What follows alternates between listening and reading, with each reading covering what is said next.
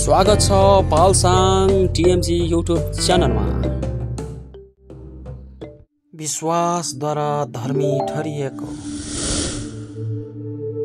बाइबलले स्पष्ट रूपमा सिकाउँछ कि मानिस विश्वासद्वारा, विशेष गरी येशू ख्रीष्टमाथि राखिएको विश्वासद्वारा धर्मी ठहरिन्छ। आफ्ना काम वा व्यवस्था पालनले होइन। रोमी 5 अध्यायको 1। यसैकारण विश्वासद्वारा धर्मी ठहरिएर हाम्रा प्रभु येशू ख्रीष्टद्वारा परमेश्वरसँग हाम्रो मिलाप भएको छ। गलाती 2 अध्याय 16। र पनि हामी जान्दछौँ व्यवस्थाका कामद्वारा मानिस धर्मी ठहरिँदैन, तर येशू ख्रीष्टमाथिको विश्वासद्वारा धर्मी ठहरिन्छ। यसकारण हामीले पनि हाम्रो विश्वास ख्रीष्ट येशूमा राख्यौँ, ताकि हामी व्यवस्थाका कर्मद्वारा होइन, तर ख्रीष्टमा राखिएको विश्वासद्वारा धर्मी ठहरिन सकौँ, किनकि व्यवस्थाका कामद्वारा कोही पनि धर्मी ठहरिँदैन।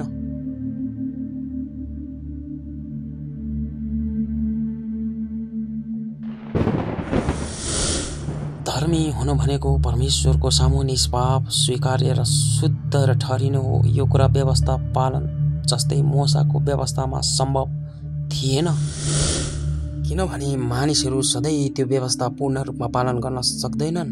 त्यसैले परमेश्वरको कृपाद्वारा येशू ख्रीष्टलाई दिनुभयो र उहाँमाथिको विश्वासले हामीलाई धर्मी बनाउनुभयो।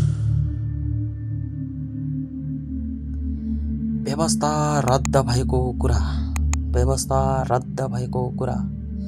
बाइबलले सिकाउँछ कि येशूले पुरानो व्यवस्थालाई पूरा गर्न र नयाँ करार स्थापना गर्नुभयो।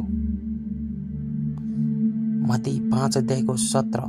व्यवस्था अथवा अगमवक्ताहरूलाई रद्द गर्न म आएको भन्ने नसम्झ, म ती रद्द गर्न होइन, तर पूरा गर्न आए।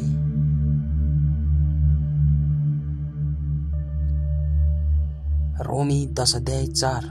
किनभने विश्वास गर्ने धर्मी ठहरियोस् भनेर ख्रीष्ट नै व्यवस्थाको अन्त्य हुनुहुन्छ।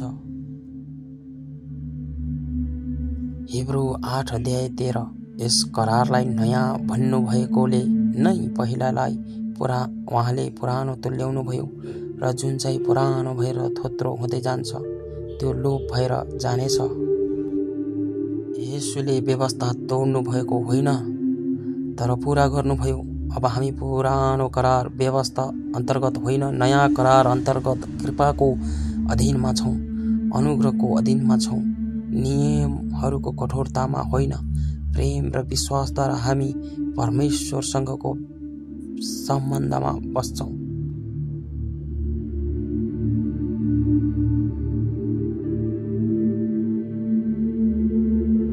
नयाँ करार अनुसार ख्रीष्टमा भएका इसाईहरू अब पुरानो व्यवस्थाका अधीनमा छैनन्। बाइबलमा धेरै ठाउँमा यस कुरालाई स्पष्ट पारिएको छ कि इसाईहरू अब मोसाको व्यवस्था पालन गरेर होइन, येशूमा विश्वास र पवित्र आत्माको अगुवाईमा जिउने जीवनमा बोलाएका छन्। रोमी 6 अध्याय 14। किनकि पापले तिमीहरूमाथि राज्य गर्ने छैनन्, किनकि तिमीहरू व्यवस्थाको अधीनमा छैनौ, तर अनुग्रहको अधीनमा छौ।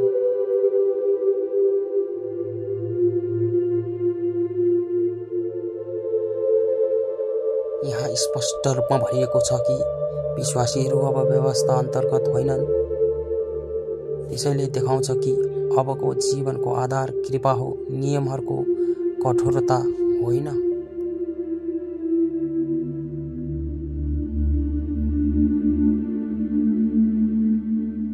गलाती 5 अध्याय 18। तर यदि तिमीहरू पवित्र आत्माद्वारा डरिएका हौ भने त तिमीहरू व्यवस्थाको अधीनमा हुँदैनौ।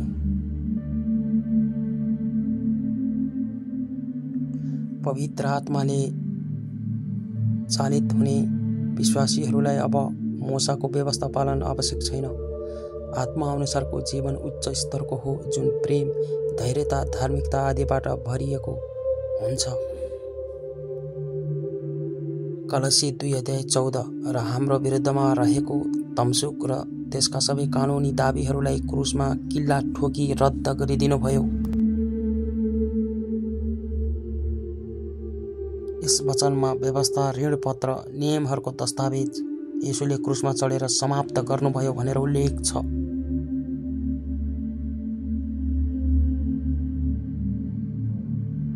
हिब्रू 8:13 यस करारलाई नयाँ भन्नु भएकोले नै पहिलेलाई उहाँले पुरानो तुल्याउनुभयो र जुन चाहिँ पुरानो भएर थोत्रो हुँदै जान्छ त्यो लोप भएर जानेछ।